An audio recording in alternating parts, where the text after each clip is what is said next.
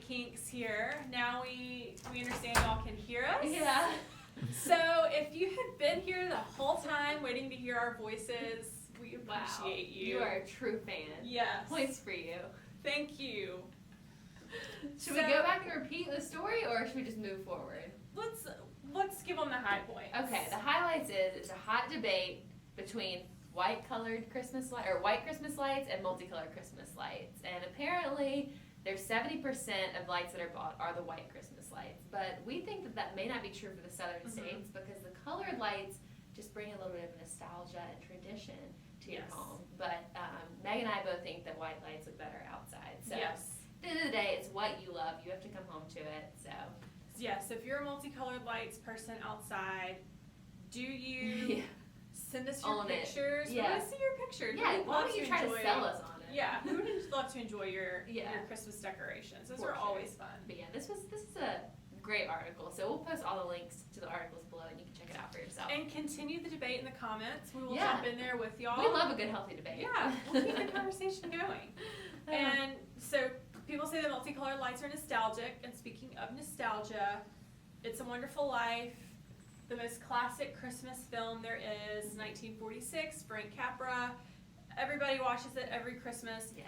And the news team here at Southern Living they did a little investigative journalism and uncovered 12 facts that you probably did not know about It's a Wonderful Life. If you did, good for you. Yeah, good for you. Let us know. Jorie didn't know any of them. I didn't. There's 12 here. We're not going to talk about all 12, but I did not know one of these. I knew a couple, but I didn't know they were facts. I thought they were just like urban legend. Yes. So let me just spill a little knowledge. The highlights. Yes, the highlights here. So, It's a Wonderful Life came out in 1946. Actually, was not that popular when it first debuted. It's crazy to me. Yes, didn't even get back the money it spent to make the movie. Did not make that back in box office sales. Nominated for 5 Academy Awards. Didn't win any of them. But since then, of course, it has just continued to grow in popularity. So here are a few things we learned. Mm-hmm. The whole story for It's a Wonderful Life started as a dream. Philip Van Doren Stern wrote the story for It's a Wonderful Life. He called it The Greatest Gift. It came to him in a dream, and he wasn't going to wait for somebody to publish it, so he self-published it. He actually disguised it as a 21-page Christmas card. He sent out 200 copies. One of those copies landed in the hands of Frank Capra, who shared it with Jimmy Stewart, and the rest is history. The producer ended up buying the movie rights for just $10,000. It's a smart move on his part. Yeah, and there you have it. It was just a dream. Goes to show you the power of a good Christmas card. Yes, that's true. Which seemed to be going out of fashion, but look, you could have landed yourself a movie deal. And what's interesting, that Frank Capra did not actually think of it as a Christmas movie. Oh, that's... Yeah, when he first ran across it, he just liked the idea, but didn't necessarily, he didn't think he would have to narrow it to Christmas, I guess. But, yeah, interesting. It's such a good Christmas movie. So this is I found the most interesting facts. When they made this movie, they invented a new type of snow. And the old type of snow that movies have been using is really interesting. So what movies had been using were painted cereal, like cornflakes. They would paint cornflakes white, and it would make the snowflakes. But the director did not like the crunching noise it made when actors stepped on it in the scene. So the team engineered a new snow that was a fire extinguisher foam mixed with soap, sugar, and water, and then blown through a wind machine. Wow. That could be like the new YouTube slime trend. Oh man, I kind of like the idea of just being showered with cornflakes, though. That's true. But you couldn't eat them at that point because, the paint. Probably toxic. Another snow trick, when I was in high school, our homecoming floats, each class was a different season, and my class was winter. So to make snow on our float, we put the mashed potato flakes, that you just add water to and it makes mashed potatoes. We would send that through a fan. But the problem is we've been sitting through the fan the whole parade, it's getting all in our hair, and then it started to rain. And so you had instant mashed potatoes everywhere? I had instant mashed potatoes in my hair. Wow. That was always a trick in high school. People would sprinkle it on someone's yard when the morning dew came up in the morning. It would create mashed potatoes in someone's front yard. I didn't know that trick. It's equivalent to rolling, but... I wasn't a bad kid though, Jorie. I see. I never did it. Okay. So there was supposed to be a sequel, but there never was. But maybe one day there will be. Yeah. But the sequel is supposed to tell what happens after George Bailey's fateful night when the angel steps in and all that. So I'm kind of happy that there wasn't a sequel. I don't know. I just feel like it's a good thing. leave good enough alone. Yeah. So here's the fact that I actually did know. Actually, okay. I think my dad told me the first time I watched It's a Wonderful Life, we were watching it, and there's the scene at the school dance when they're all dancing, the floor, opens up and all that. Well, one of the actors in that scene is the grown-up Alfalfa from Little Rascals. That's so funny. And when my dad pointed out to me, I was like, that is Alfalfa. So this is him grown up? So it's not supposed to be like the character Alfalfa, it's the actor. The actor who played Alfalfa as a kid plays one of the dancers Gotcha. older. I mean, he's an adult in the film. That's so But you can still see the Alfalfa face, obviously. Wait, so the Little Rascals predates It's a Wonderful Life? That to me is shocking. I thought like that came out when I was a kid. In the 30s. Maybe it was a remake. Oh, the one I'm thinking of Oh, is a you're remake. thinking of the movie with like Whoopi Goldberg? Yes. No, not that one. I'm like, how did this happen?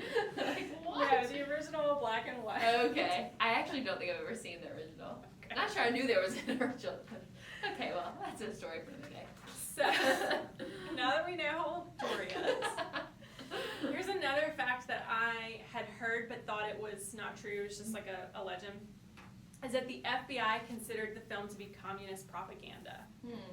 So that was back, Hollywood was like enemy number one, all the liberals in Hollywood. So the FBI thought the film's populism and anti-banker message was problematic. They even mentioned it in a 1947 FBI memo titled Communist Infiltration of the Motion Picture Industry. Wow. That is heavy. So I think it's just a good movie. Yeah, it's a fantastic wasn't movie. trying I would to- never watch it and think communist propaganda, but Yeah. And maybe no one's really on the lookout for that. Last little much. quick fact is that it was Frank Capra's favorite film. Not just his favorite movie that he ever made, but his In favorite general. movie of all time. Wow. That must be something to make your favorite movie. I know. I would love for a piece of work to just be my favorite in Yeah. that genre, but I haven't achieved that yet. We'll let you know if it ever happens for either one of us. Goodness. So this next story I love. Speaking of love, this is a mistletoe challenge that is asking Texans to pucker up.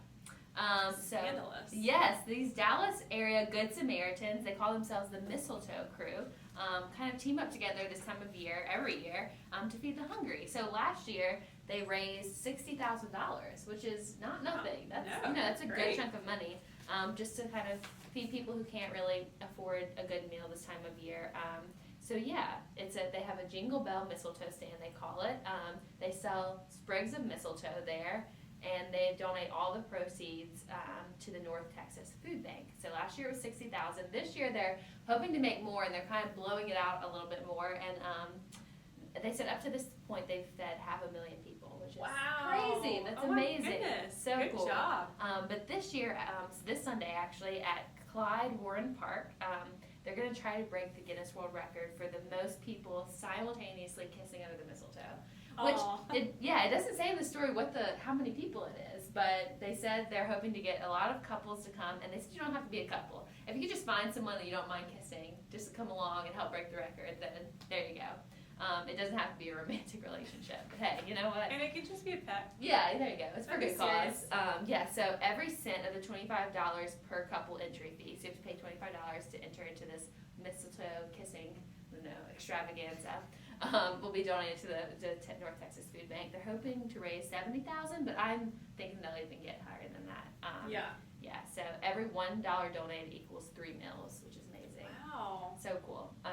So it begins at 1 p.m. this Sunday on December 2nd. So if you're in the area, go participate. That'd be awesome. And tell us about it. Give us a rundown of how it works. I want to know how many people are like, is it a gigantic mistletoe or one little mistletoe with tons of people? Everybody gets their own mistletoe? Or, I don't know. Maybe it's just one, I don't One know. big But bunch? that's really interesting. Yeah, so that should be a lot of fun. Lots of love in the air. Mm-hmm. Yeah, so definitely comment and let us know if you've ever been a part of anything like that. Yes. That's super cool for a good cause. So our next story it's just a fun story.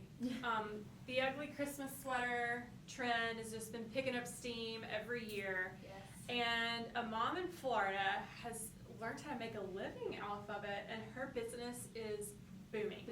So her Christmas sweaters are not just tacky, but they're 3D tacky, like in your face tacky.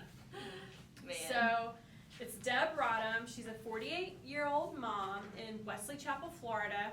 She has been making and selling her sweaters out of her home for the past 4 years.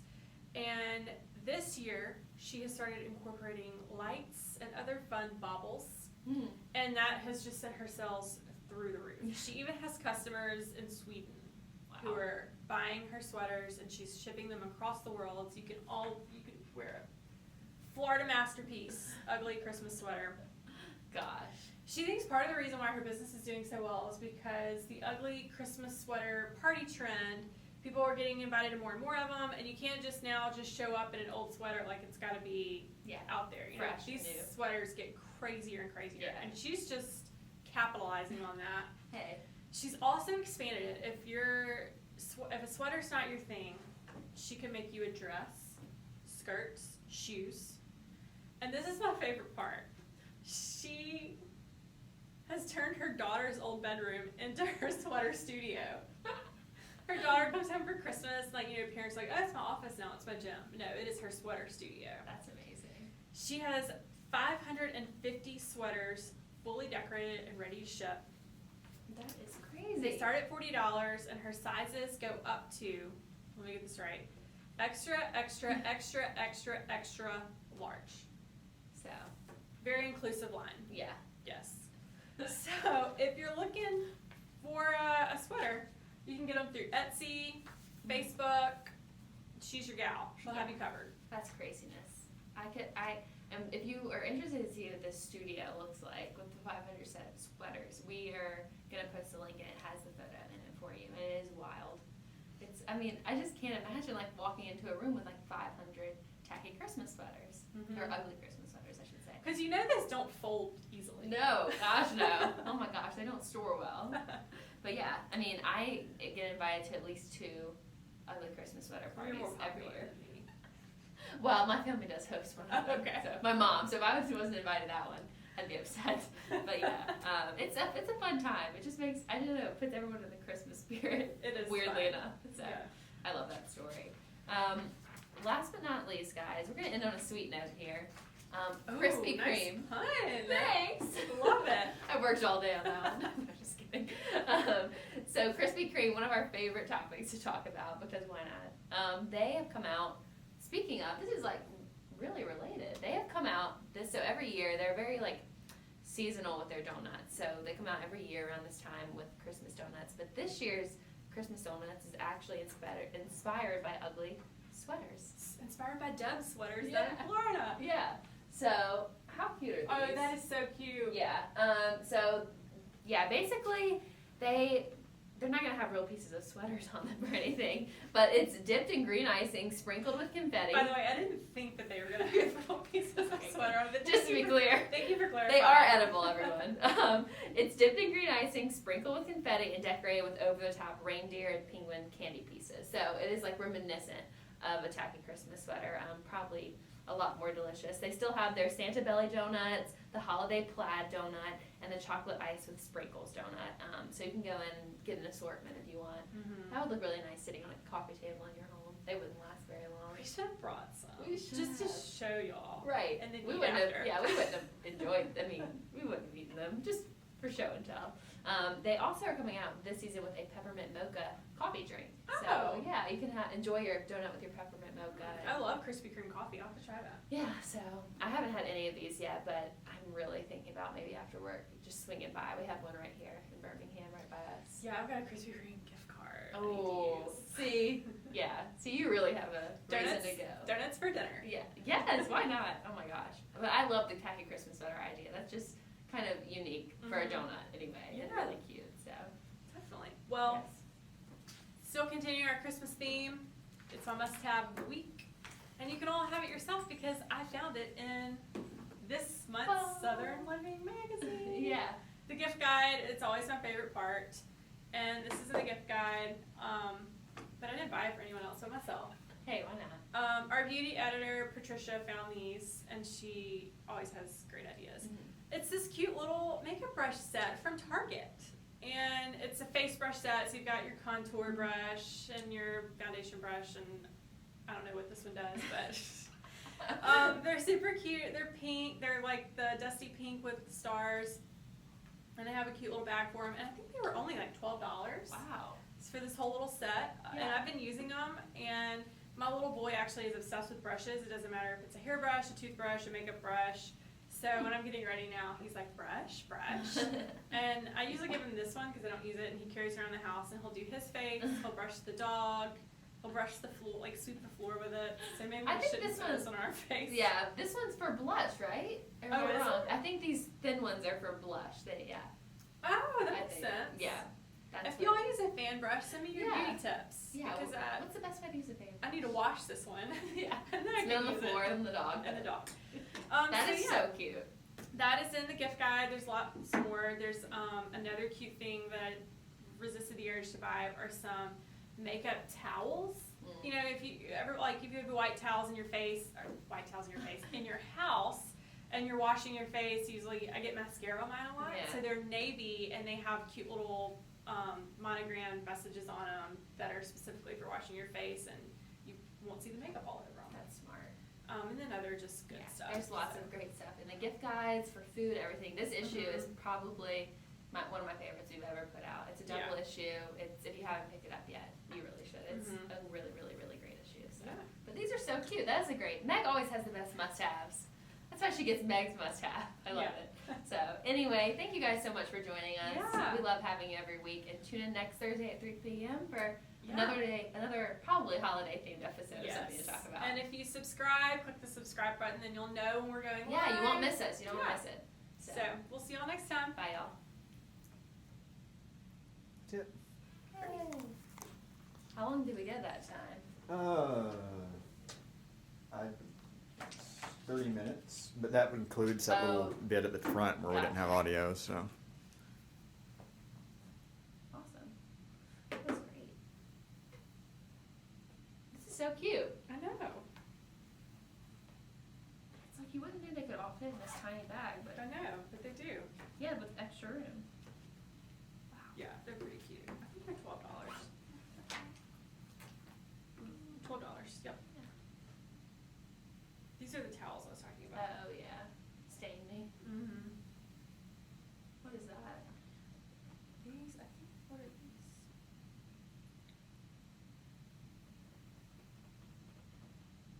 Tiny silicone cordless brushes. Oh, I think to wash your face.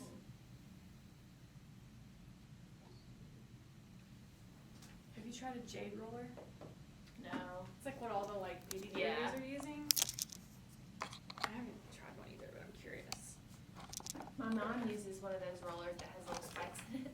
Oh yeah, I've seen She this does too. that every night. She does it up. Yeah. And they literally prick your skin.